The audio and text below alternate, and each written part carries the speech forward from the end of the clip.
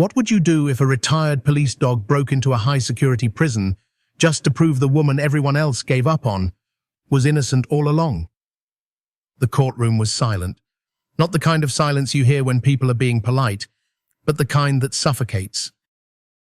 Heavy, still, as if even the walls were holding their breath. At the center of it all stood Ava Carter, her hands cuffed in front of her, the chains cold and tight around her wrists. The judge's voice echoed across the chamber like a hammer striking stone. Guilty? First-degree murder. The sentence is death. A quiet gasp rippled through the crowd. But Ava, once hailed as a hero, now labeled a killer, did not flinch. Her jaw clenched, her eyes steady, as if she'd been expecting this all along. Behind her, sitting in the last row of the courtroom, was Shadow, a large black German shepherd with intelligent eyes and an unreadable expression. To the untrained eye, he looked like any retired canine unit. But to those who knew their story, Shadow was far more than that. He wasn't just her partner, he was her family. Just a year ago, Ava Carter had been celebrated as one of the bravest officers in the state. She had served in the roughest neighborhoods, run into buildings everyone else ran away from, and brought down dangerous criminals with precision and restraint. Always, Shadow was by her side. Always. Then came the night that changed everything. A call had come in, an armed suspect fleeing through a residential neighborhood. Ava and Shadow responded. Minutes later, a man was dead. Shot in the back, unarmed, on his own front porch. The department was quick to react. They said Ava had no warrant, no cause, no justification. They said she chased the man, broke into his home, and killed him in cold blood. What followed was a whirlwind of accusations, protests, and headlines. But the trial, it wasn't fair. It wasn't even close. Key footage was missing. Body cam data was corrupted. Witnesses who had supported Ava's version of the story disappeared. And Ava? She refused to speak against anyone else. Not her superior, who had ordered her in without backup. Not the dispatcher who failed to relay the last message. Not the rookie who panicked and ran. She carried the weight of it all. Alone. Why won't she fight back? Reporters whispered. Why doesn't she plead for her life? But Shadow knew. He had been there. He had seen everything. And when Ava was taken away in chains, Shadow let out a low, mournful whine that echoed louder than any gavel ever could. Outside the courthouse, the world split in two. Half the town stood holding signs with Ava's name, shouting that she was innocent, that she was being framed for political reasons, or silenced for knowing too much. The other half screamed just as loud. "Murderer," they yelled. "Another cop who thinks she's above the law." Some wept, some cheered. Some just watched. But through it all, Shadow never moved. He sat by the front steps of the courthouse for hours, his eyes trained on the door Ava had disappeared through. No leash, no handler, just pure, focused stillness. As if he thought, somehow, she'd come back out. That night, there were no goodbyes. Ava was processed quickly, transferred under heavy guard to a high-security prison. No press, no family, no final words to Shadow. Just the sound of metal doors closing, and for the first time in her life, Ava felt truly alone. Back in the courtroom, long after the judge had left and the reporters had gone home, Shadow remained. Only when a handler came to retrieve him did he move. They tried to pull him gently at first. "Come on, boy," the officer said, gripping his leash. "Let's go." Shadow didn't budge. Then came the second tug, firmer this time. Still nothing. Only when they whispered Ava's name, "She needs you to be strong now," did he finally stand. But even then, he moved slowly, each step reluctant, like his paws were carrying more than his body could bear. As he reached the exit, Shadow turned his head one last time, gazing back toward the bench where Ava had stood. It was empty now, just a wooden frame and a patch of light from the ceiling, but he stared at it anyway. Maybe he remembered the way her voice sounded when she called his name. Maybe he saw something no one else could. Maybe he believed this wasn't over. Because even when the law had failed her, he hadn't. Not yet. Not ever. They brought Shadow to the K9 rehabilitation facility just after midnight. No one said a word during the ride. The young handler in the front seat kept glancing nervously in the rearview mirror as if afraid the dog might lunge at him. But Shadow didn't move. He didn't bark. He didn't whimper. He just sat there, rigid, quiet, staring out the window like a soldier returning from war, but knowing the war hadn't ended. Only everything else had. The moment the gate closed behind them, Shadow was no longer Officer Ava Carter's partner. He was a stray with a badge that no longer meant anything. Stripped of identity, disconnected from his purpose, they put him in a large kennel on the east wing, away from the other dogs. "He just needs a few days to adjust," someone said. "Let him decompress. He'll come around." But Shadow didn't come around. He didn't eat, didn't sleep, didn't respond to commands, not even to his name.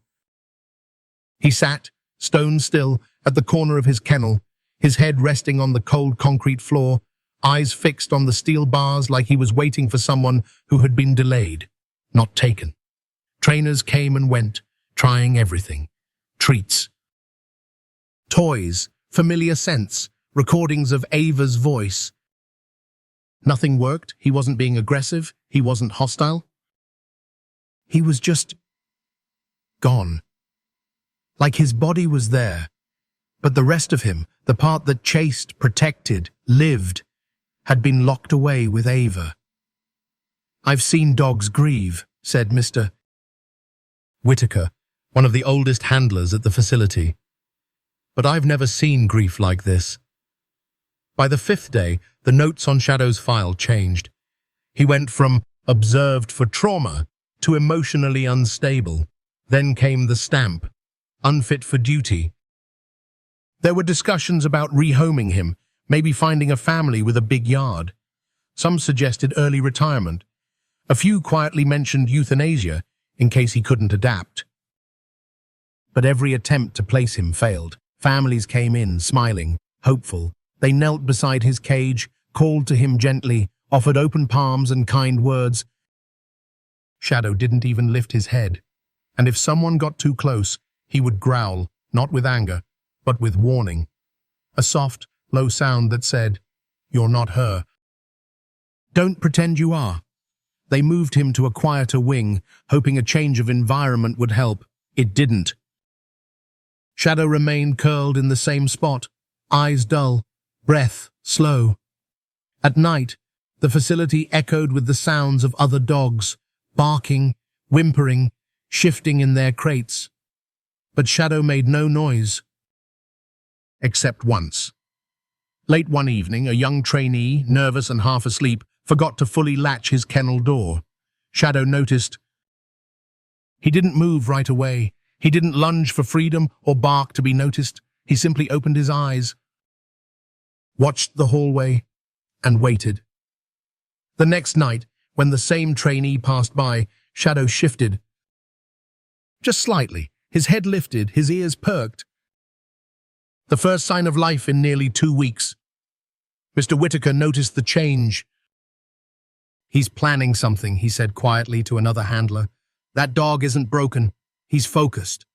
"Focused on what?" they asked. But the old man just shook his head. "On her." They started taking extra precautions, double-checking locks, adjusting rotations, but it was too late. Shadow had already memorized everything he needed, the timing of the night shifts, the sound of each door, the scent trail of the guards, and most importantly, the layout of the exits. This wasn't grief anymore. This was strategy. This was something more human than most people could accept. On the 12th night, Shadow was gone. No bark, no broken fence, no struggle.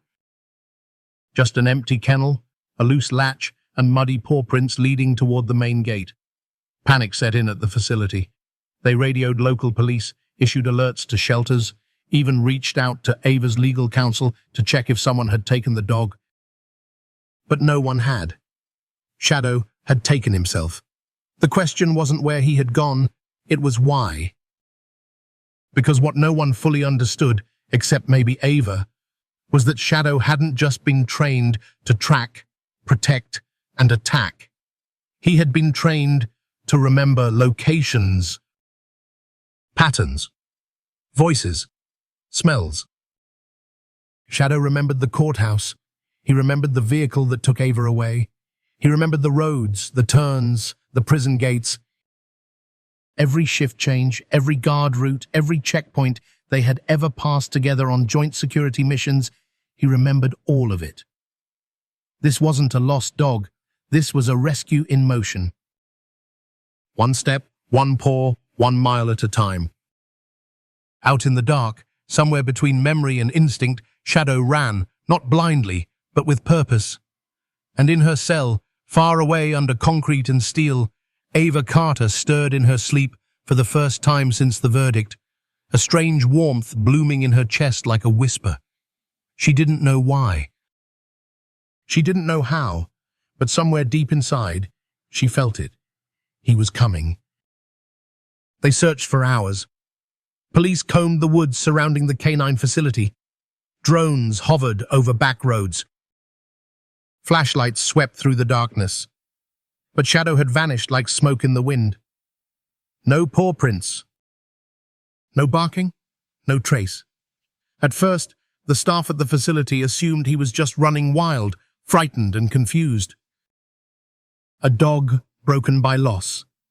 But Mr. Whitaker, who had trained canine units longer than some officers had been alive, shook his head when he heard that.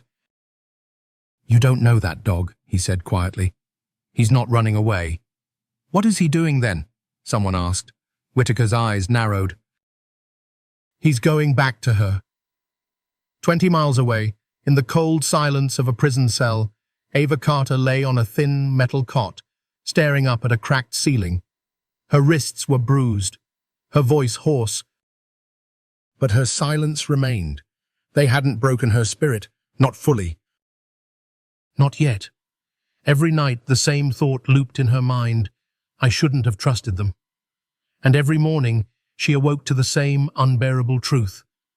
I'm going to die for something I didn't do. The guards barely spoke to her anymore. To them, she was just another number on a schedule, another condemned name on a list. The cell was small. The light never truly off. The food was tasteless, but none of that was what wore her down. It was the absence of her partner, of his quiet breathing beside her bed, of the soft jingle of his collar, of the look in his eyes that reminded her, no matter how brutal the world became, she was never truly alone. Now she was, or so she thought. Out in the dark, Shadow moved like a ghost. He didn't run wildly. He didn't charge through backyards or highways. He moved with precision.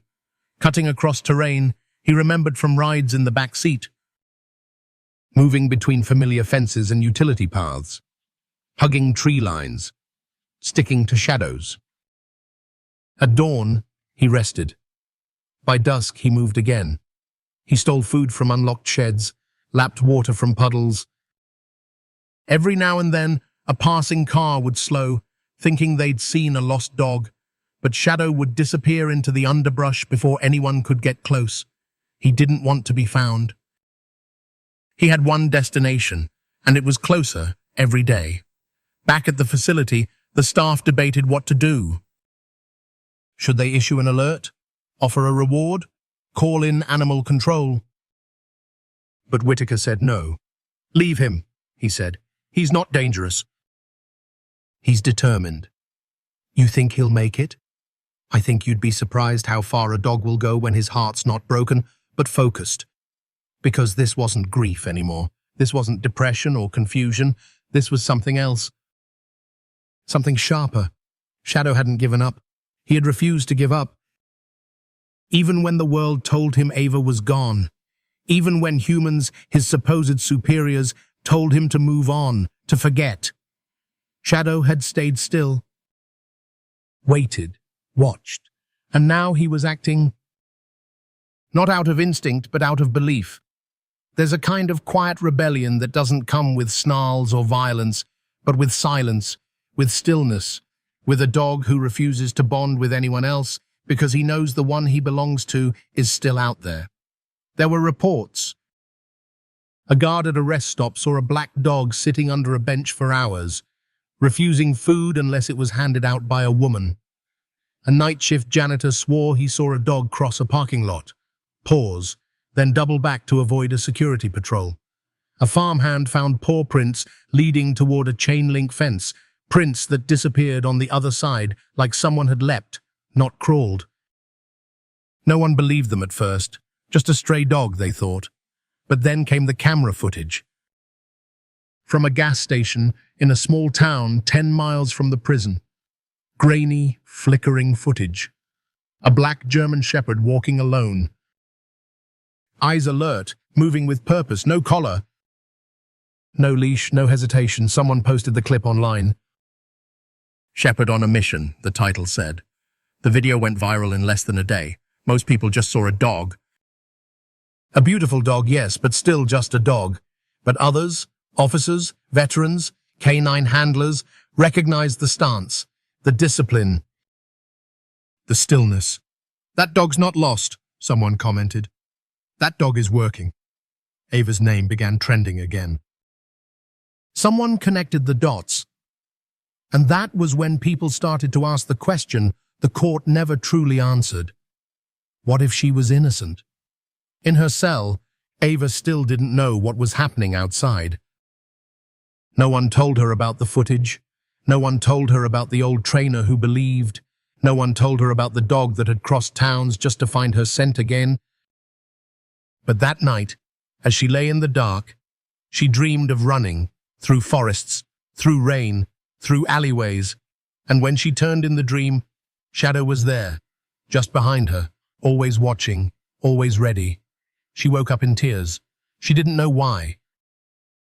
But she whispered his name anyway, Shadow.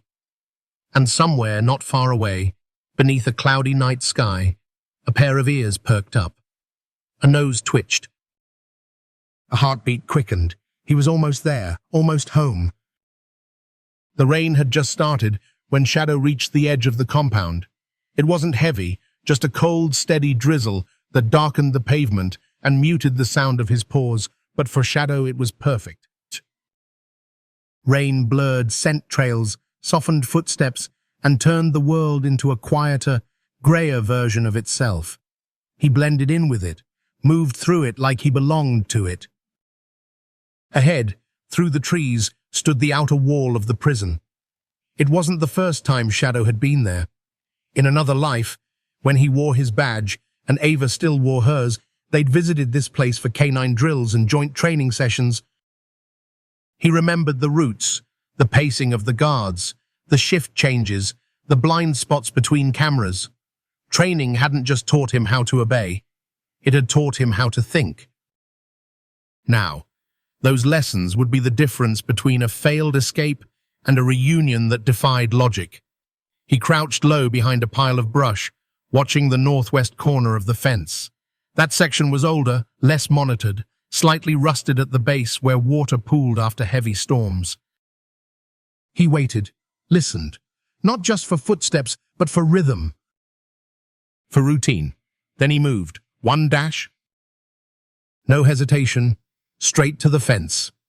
He dug fast, quiet but determined, mud flying behind him as he worked through the soft earth at the base. It wasn't much of a hole, just enough to slide his lean frame under. The metal scratched his back, but he didn't flinch. Inside the outer wall, the prison felt different than he remembered. The lights were brighter. The scent of diesel hung in the air.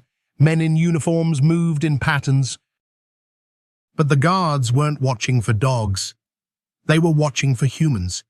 And that, Shadow knew, was his advantage.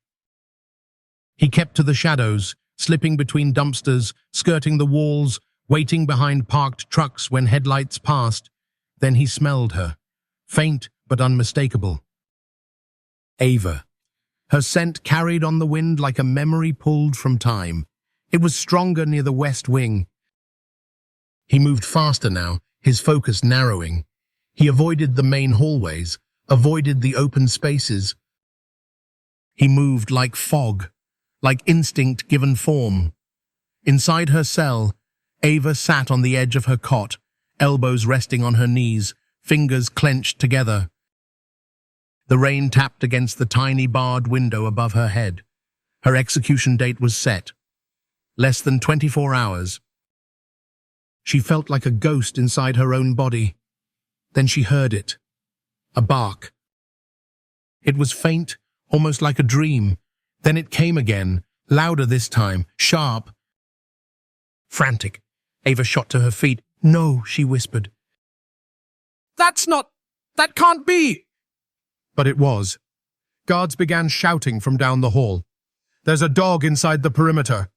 Get eyes on the west wing now!" Footsteps thundered across the concrete.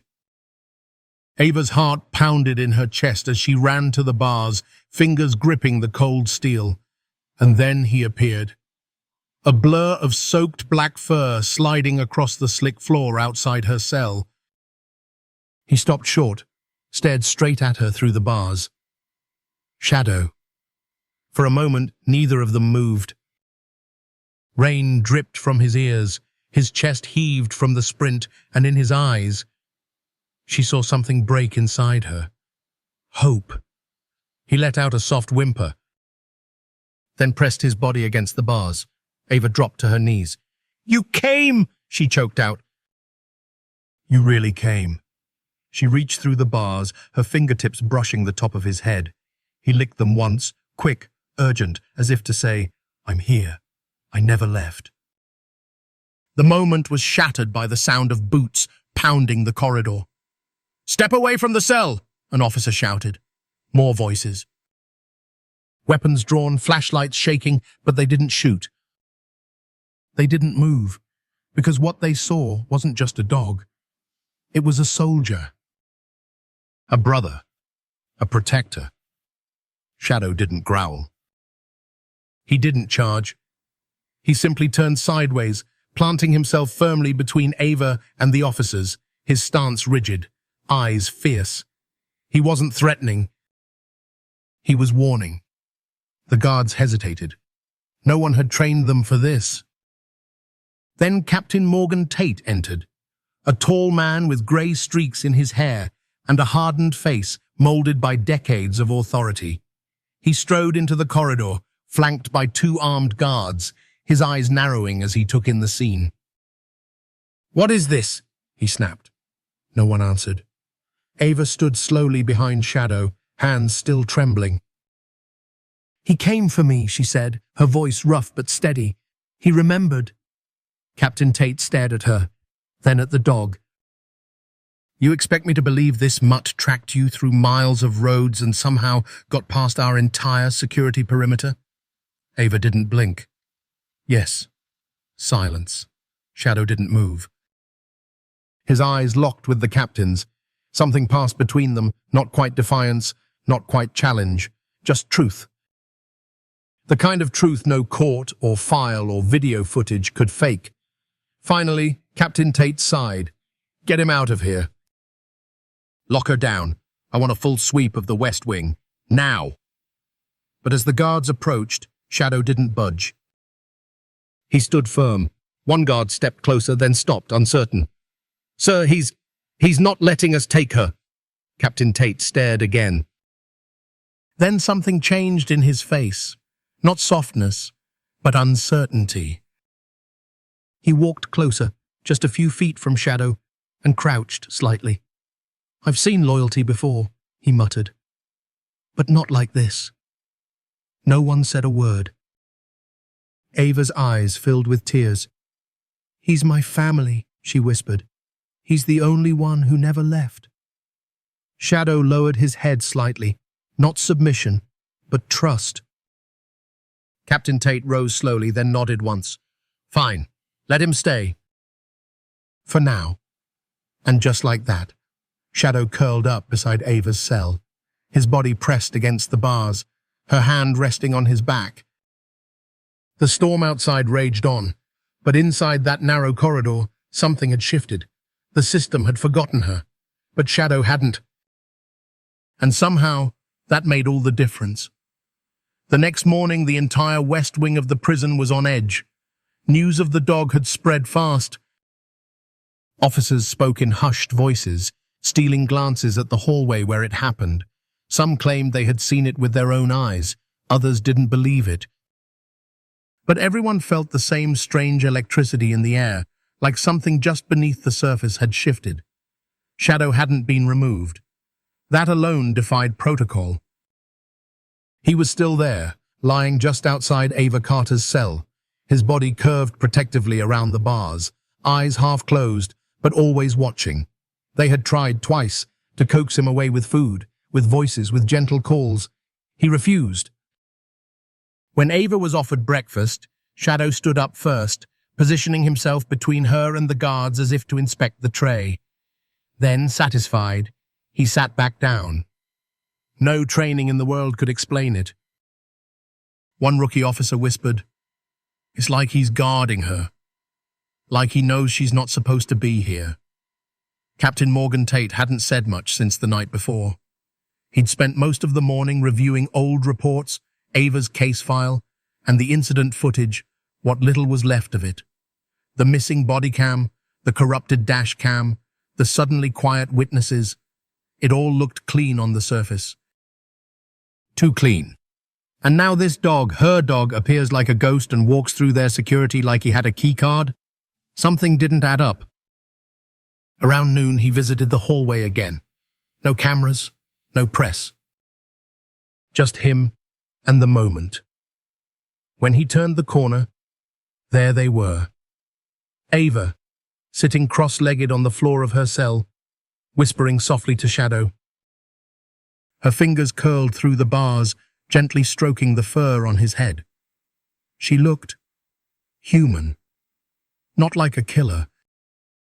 Not like the cold-blooded officer portrayed in court. Captain Tate stepped forward. Shadow noticed him immediately, lifted his head, but didn't growl. He simply watched. "He hasn't moved," Tate said, voice low. Ava looked up. "He's waiting." "For what?" She met his eyes. "For the world to realize I don't belong here." Tate studied her face. He'd seen hardened criminals lie with tears in their eyes. He'd seen saints confess to sins out of guilt they never earned. But this?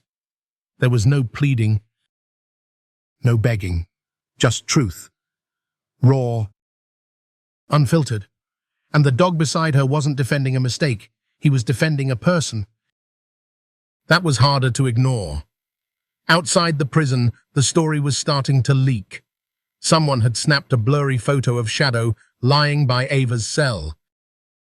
It had made its way to social media, where animal lovers and former officers began reposting it with captions like, "Dogs don't lie. What does he know that we don't? Loyalty like this doesn't follow a killer." Local news stations picked it up, then national ones. Within a day, #ShadowKnows was trending across platforms. People were divided. Some said it was a stunt, that someone had trained the dog to do this for sympathy. Others said it was impossible. No dog could track someone through 20 miles and slip into a prison unnoticed. But most just felt something stir inside them. Because deep down, everyone wants to believe in a kind of loyalty that can't be broken, a kind of love that doesn't give up even when the world does. Inside her cell, Ava was starting to feel it too. That flicker, that small warmth in the center of her chest, hope. For the first time in months, she didn't feel invisible. She didn't feel erased. She felt seen by the one soul who had never looked away. Later that night, a familiar voice echoed through the corridor. "Never thought I'd see the day you ended up in this place." Ava looked up to see Logan Pierce, a former internal affairs officer, now turned whistleblower investigator. They hadn't spoken in years. "What are you doing here?" she asked, standing slowly. "I didn't come because of you," he said, half a smile playing on his lips. "I came because of him." He nodded toward Shadow, who had stood the moment he heard Logan's voice, not as a threat, more as recognition. "Video of him is everywhere," Logan continued. "And someone sent me an old copy of your original bodycam file, unedited." Ava's heart stopped.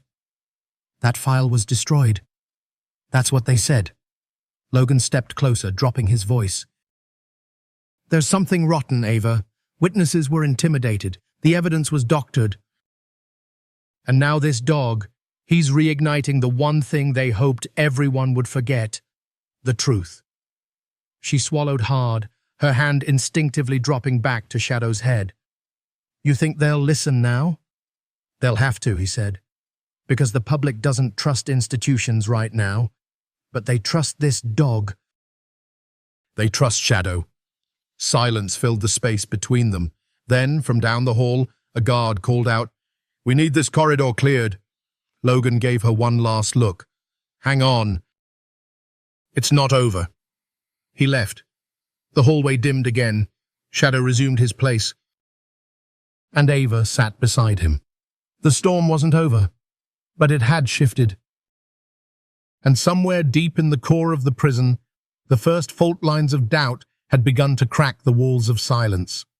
Because the question no one could ignore anymore wasn't how Shadow had found her. It was why he had never stopped trying. Captain Morgan Tate had seen a lot in his 27 years inside prison walls. He'd witnessed violent riots, tearful confessions, and men who claimed innocence with trembling hands and blood on their boots. He didn't believe in fairy tales. He believed in order, chain of command, facts, paperwork. But Shadow was making all of that harder to believe in. It had been 3 days since the dog appeared inside the prison. 3 days since he planted himself outside Ava Carter's cell and refused to leave. And in that time, something strange had started to happen, not with the inmates, but with the staff. Guards who once mocked Ava began to speak of her in quieter tones. The cafeteria worker who used to slap her tray on the counter now handed it over gently, glancing toward the dog like she was delivering food to a fallen soldier. Even the rookie officers, barely old enough to shave, couldn't stop staring at the black German shepherd who lay with his head resting beside Ava's foot, watching everyone who passed like a sentinel on duty. There was no logic to it. Just a feeling. But feelings were dangerous in a place built on rules, so Captain Tate tried to drown his in paperwork. He had his team recheck security logs from the night of the breach. They traced Shadow's path backward, trying to make sense of how a single dog had outmaneuvered trained humans, fences, motion sensors, and camera zones. The results only made things worse. Not because Shadow had outsmarted them, but because he'd avoided them altogether. He hadn't tripped a single alarm. He hadn't run. Hadn't panicked. He had planned. There was something deeply unsettling about realizing a dog might have mapped your entire facility in his mind and used that information to get back to someone he refused to forget. Captain Tate sat in his office that night, watching grainy security footage of the moment Shadow arrived outside Ava's cell. He zoomed in, played it back, watched the way the dog skidded to a stop, looked her in the eye, and pressed his body against the bars like a soldier reporting for duty. He reached for his coffee, but his hand trembled slightly. This wasn't just loyalty. This was devotion. It wasn't just Ava's case that was unraveling. It was the certainty that came with believing the system always got it right. Later that evening, he made his way back to the West Wing, telling no one. When he turned the corner, he found them in the same position. Ava sitting on the cold floor, legs crossed, fingers absent-mindedly stroking Shadow's ears. He was asleep, but lightly, always alert. She didn't look up when Tate approached. "Came to see if I'm still breathing," she murmured. He didn't answer. Instead, He leaned against the wall across from her cell and looked down at the dog. "You know," he said after a long pause, "I once watched a man cry as they strapped him to the table, begged for his mother, swore he was innocent. But the thing that stuck with me was that no one came for him. Not one soul." Ava glanced up, expression unreadable. "But this dog," he continued, nodding toward Shadow, "crossed towns, avoided patrols, snuck past a maximum security facility just to be here when no one else would." She was quiet for a long moment. Then she said softly, "He doesn't understand injustice. He only knows loyalty." Tate exhaled through his nose. "And yet here I am, questioning more because of him than I ever did because of your file." Ava looked up sharply. "You read it?" He nodded. "More than once. Something's off. The corrupted body cam data, the missing witness testimony, your refusal to testify on your own behalf. It's like someone wanted it all buried." Ava hesitated, then said, "I was ordered not to talk. Told if I stayed quiet, the others wouldn't go down with me. It was supposed to be temporary." Tate folded his arms. "And yet here we are." They sat in silence again, broken only by the occasional creak of the building and the distant hum of fluorescent lights. Finally, he asked, "Why didn't you run? Why not make a deal?" She looked down at her hands. "Because if I ran, I'd lose the only thing that mattered." She nodded toward Shadow. "I didn't want to survive if it meant leaving him behind." Tate stared at her for a long time. He wasn't a man easily moved. But there was something in her voice, something stripped of pride and ego, just truth. And the dog. He had curled closer, as if understanding the weight of her words. That night, Tate walked back to his office and did something he hadn't done in years. He reopened a closed file. Not just Ava's, but the one from the internal affairs case that was never released. The one Logan Pierce had quietly submitted years ago, then had withdrawn under pressure. The report mentioned missing footage, chain of command interference, a name blacked out. The more Tate read, the colder he felt. He didn't know yet who had buried the truth, but he was beginning to believe that Shadow hadn't just followed a scent, he had followed a lie. The next morning, he issued an internal memo. It simply read, "Effective immediately, Officer Carter's execution is suspended pending formal review." No announcement, no press release. Just a quiet act of rebellion. Because when a hardened prison captain starts believing a dog more than a court, maybe justice has a second chance. It started with a bark. Not the first one, not even the loudest. But something about that moment, caught on a security camera outside Ava Carter's cell, struck a nerve with people. The footage was just a few seconds long, Shadow standing, ears high, tail still, letting out a single bark that echoed off the concrete walls like a warning shot into silence. Ava wasn't in the frame. But somehow, everyone watching knew exactly who he was barking for.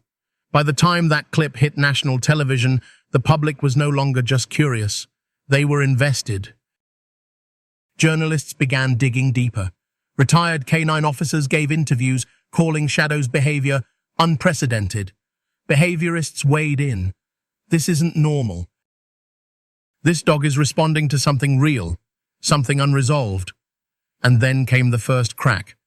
A former junior IT technician from the precinct, anonymous at first, contacted investigative reporter Rachel Klein with a message that simply read, "The dash cam wasn't corrupted." It was deleted. I saw the original feed before it vanished. Rachel leaned forward in her chair, heart pounding. She had covered hundreds of cases. But this was different. This wasn't just about a botched file or sloppy procedure. It smelled like something bigger. Something deliberate. And at the center of it all wasn't a political figure or a billionaire or a corporate scandal. It was a dog. 2 days later, a second message arrived. This time with an encrypted file attached and a warning. They told us to destroy it. I didn't. Rachel had the file decrypted by a trusted contact. What she saw made her go still. Footage from Ava's body cam. Unedited. Raw. And completely at odds with the version presented in court. In the real footage, Ava could be heard yelling warnings, clearly identifying herself before entering the residence. The suspect was not unarmed and calm, as previously described. He was holding something, metallic, indistinct, and running toward the back room. Shadow gave 2 alert barks, the signal for danger, just before Ava entered. A single shot was fired, and the suspect's weapon, it had been removed from the evidence list completely. The frame that followed was chilling. Shadow, standing over Ava, tail down, body shaking, not from aggression, but confusion. As if he understood what just happened could never be undone. Rachel didn't wait.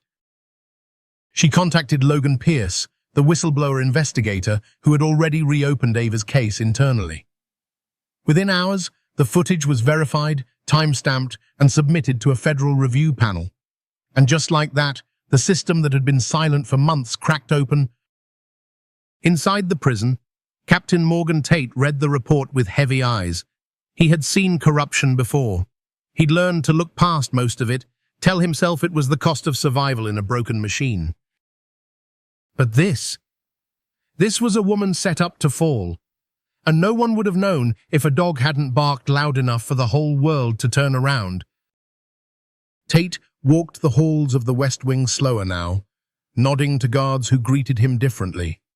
He stopped outside Ava's cell. She looked up. Her hair was tied back, her eyes tired but sharper than before. Shadow stood beside her, as always. "It's happening," Tate said simply. She didn't speak, just watched him, waiting for the catch. "They found the footage," he added. "The real footage, and an official from the Attorney General's office is reviewing your case. You'll be transferred for a hearing." Ava didn't cry.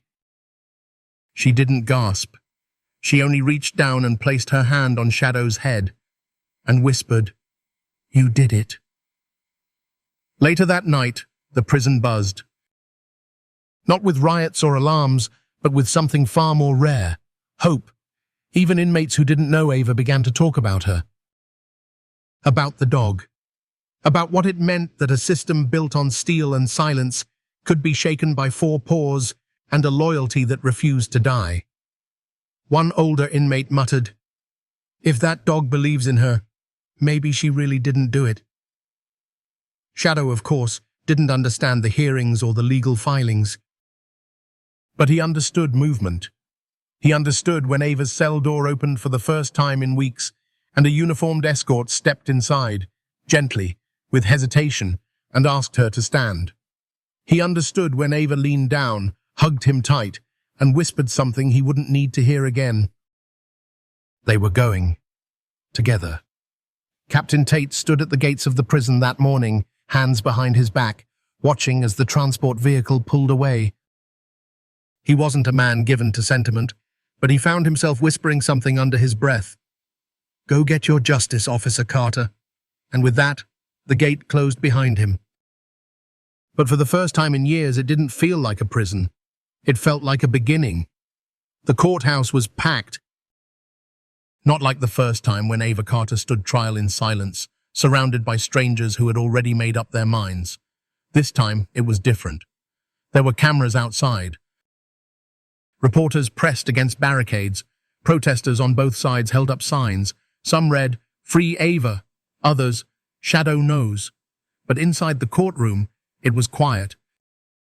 Not tense, reverent, because sitting beside Ava, calm and alert, was the dog that had changed everything. Shadow wore his old canine badge on a black collar. It gleamed under the courtroom lights, not as a decoration, but as evidence, a reminder, a statement. The judge entered. Judge Helen Blake, a woman known for her no-nonsense demeanor and sharp legal mind. She had read the reports, reviewed the footage, and seen the timeline unravel. She adjusted her glasses, looked directly at Ava. This hearing is a review of the verdict issued in the case of the State versus Officer Ava Carter. After careful consideration of new evidence, testimony from whistleblower Logan Pierce, and the reintroduction of deleted bodycam footage, she paused. Her eyes dropped briefly to Shadow. This court finds that the original conviction was the result of suppressed evidence, misrepresentation of events, and a failure of due process. Ava didn't move. She couldn't. Her breath caught in her chest. The judge continued, her voice steady. All charges are hereby dropped. The record shall reflect that Officer Ava Carter was wrongfully convicted. She is, from this moment forward, free. It was as if the entire room exhaled at once. Shadow stood. Ava blinked as if trying to process the words. But then Shadow let out a small bark, and she dropped to her knees, arms around his neck. He licked her face once, and her tears fell freely into his fur. No words, just release. People clapped. Some stood. Reporters scribbled madly. Cameras clicked like a chorus of shutters. But none of it mattered to Ava. Only him, only Shadow, the one soul who had believed in her when no one else did. Outside the courthouse, a crowd had gathered. As Ava and Shadow stepped through the doors, a hush fell over the people. Not from command, but from awe. A former convict walking free, and the dog who made it possible. Reporters surged forward. Officer Carter, do you have a statement? Will you return to law enforcement? What will you do now? Ava didn't answer right away. Instead, she knelt beside Shadow and spoke softly, not into the microphones, but into his ear. You saved me. Then she stood, faced the crowd, and said just 6 words. I owe my life to him. That was all. She didn't need to say more. The image of Ava and Shadow side by side, walking down the courthouse steps, became an instant symbol. News outlets called it the day justice had 4 legs. Others called Shadow America's dog, and within days, something bigger began to take shape. Not just online tributes or hashtags, but real action. District attorneys in other counties began reopening cases involving corrupted files and canine evidence. Public defenders quoted Shadow in their arguments. If a dog can see the truth, why can't we? Even the mayor's office issued a rare public apology, acknowledging a failure of integrity in the original trial. But Ava didn't want the spotlight. She just wanted peace. She and Shadow moved to a quiet town upstate, where no one cared about what had happened, only about who they were now. She bought a small house with a big backyard and spent her mornings sitting on the porch, watching Shadow chase squirrels he never quite caught. In the afternoons, she started volunteering at a local dog shelter. It didn't take long before she opened her own center, a place for retired canines who had been deemed too broken to serve, just like Shadow had been. She called it Second Watch. And Shadow, he never left her side. He slept at the foot of her bed, rode in the passenger seat of her truck, stood beside her during every new dog intake, offering a calming presence to animals who, like him, had once been thrown away. Visitors often asked if Shadow still remembered what he did. Ava would smile. He doesn't have to remember, she'd say. He just is. That's enough. One afternoon, a little girl visiting the center asked, Is he a hero? Ava knelt down beside her. No, she said gently. He's more than that. The girl tilted her head. More than a hero? Ava nodded. He's the reason I'm still here. As she watched Shadow lay in the grass, eyes half closed in the sun, she thought of the courtroom, the prison, the sound of the first bark echoing off concrete. Justice hadn't come from lawyers or courtrooms. It had come from faith. From a bond that didn't require words. From a dog who refused to believe the world's version of the truth. And that, Ava knew, would never be forgotten. The sign was simple. Just 2 words painted in hand-cut wooden letters above the gate. Second Watch. No fancy logo.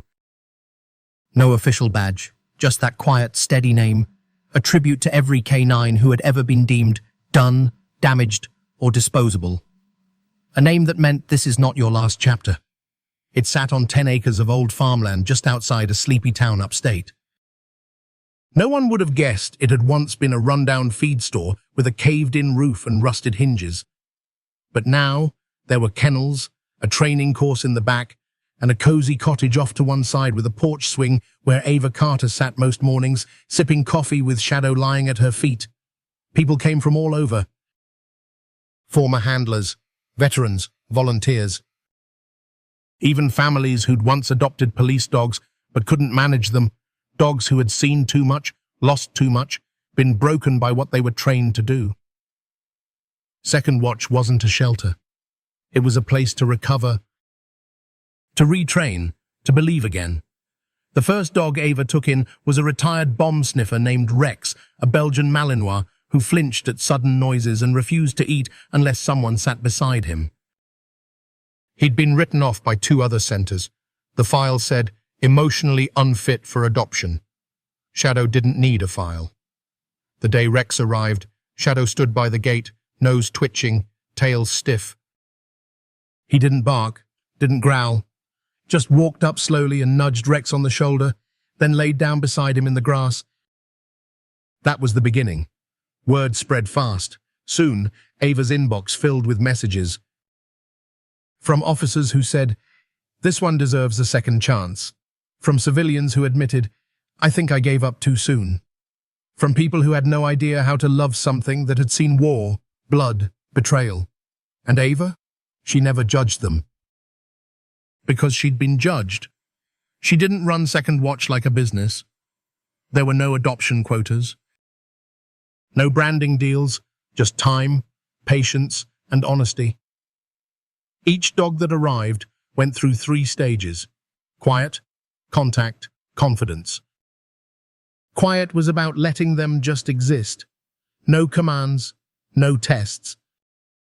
Just food, water, space, and shadow. He became the unofficial ambassador of the broken.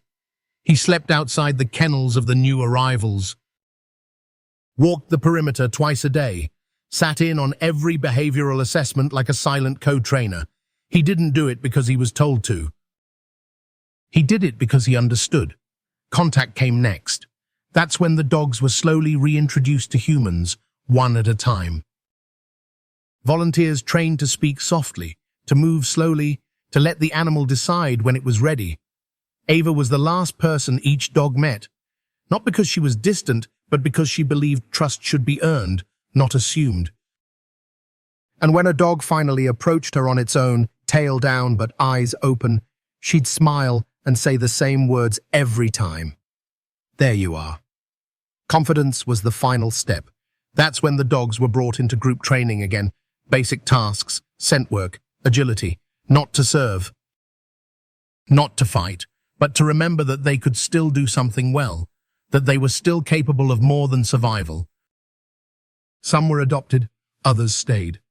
A few never left her side again. There was Blitz, the German shepherd with burn scars across his back. Daisy, the tiny beagle who'd been abandoned after sniffing out fentanyl in 5 states. And then there was Echo, a 3-legged Labrador who had once saved a child from a fire, but was discarded as impaired. They all became part of the strange, beautiful family Ava was building. A family made not of people who were perfect, but of souls who refused to give up. One day, a reporter from a national magazine visited Second Watch. He walked the property, took photos, asked questions. At the end, he looked at Ava and asked, "Do you think they know?" "Know what?" she said. "That they were discarded." Ava thought for a moment. Then she glanced at Shadow, who was lying under a tree, watching the other dogs play with a slow wag of his tail. "They know," she said, "but they don't carry it like we do." He jotted that down. The article came out 2 weeks later with the headline, "The Woman Who Rebuilt Her Life with the Dogs No One Wanted." But Ava didn't need the headlines. What she needed was exactly what she had. At night, she sat on the porch with Shadow by her side and a dozen others resting around the property, some snoring, some twitching in dreams, all home. And sometimes in the silence, she whispered to herself, "This is what justice looks like." Because justice isn't always a courtroom victory. Sometimes it's a soft bed and a bowl of water. Sometimes it's a second chance to matter. And sometimes when the world breaks you, justice is the dog who lays beside you until you're whole again. It happened quietly. No ceremony. No speeches. Just a folded letter from the governor's office, delivered by a man in uniform who stood a little straighter than usual as he handed it over. Ava read it twice before her eyes filled. Shadow had been officially honored with the Medal of Civil Valor, the highest recognition ever given to a non-human member of law enforcement in the state's history. The letter called him a symbol of loyalty, justice, and the enduring power of the bond between a protector and the one they refused to abandon. But Shadow didn't need medals. He didn't need applause. That night, as the sun slipped behind the trees and the porch lights flickered on one by one, he lay in the same spot he always did, right beside Ava's chair, head on his paws, eyes still watching. He was older now. The fur around his muzzle had turned silver. His movements were slower. But there was still strength in him, still purpose. The younger dogs at Second Watch treated him like a general, deferent, respectful. They followed his lead. If Shadow approached a new arrival, the others would sit and wait. If Shadow stood at attention, they quieted. He didn't have to command them, he simply was. Visitors often came just to see him. People from other states. Families who'd followed Ava's story. Officers who had once believed in a system that had betrayed someone like her and had found healing in the way a dog never stopped believing. Children knelt beside him for photos. Reporters asked to write books. A filmmaker offered to make a documentary. Ava always said the same thing. He's not a celebrity. He's a survivor. But deep down, she knew the truth. Shadow had become something greater than even she could name. He was living proof that loyalty could cut through lies, that love, when unshaken, could break through walls, courtroom doors, and even prison gates. That a dog, one dog, could change everything.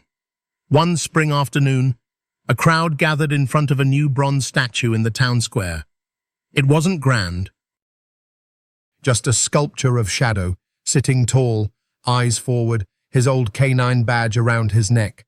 The plaque read, "Shadow, he never gave up." Ava didn't speak at the unveiling. She didn't need to.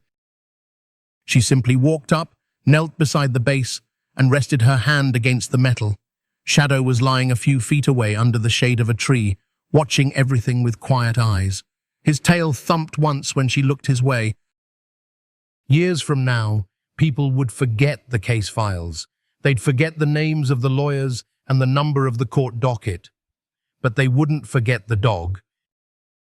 The one who crossed miles alone, who found his partner in a cage, who made the world stop and ask, what if he's right?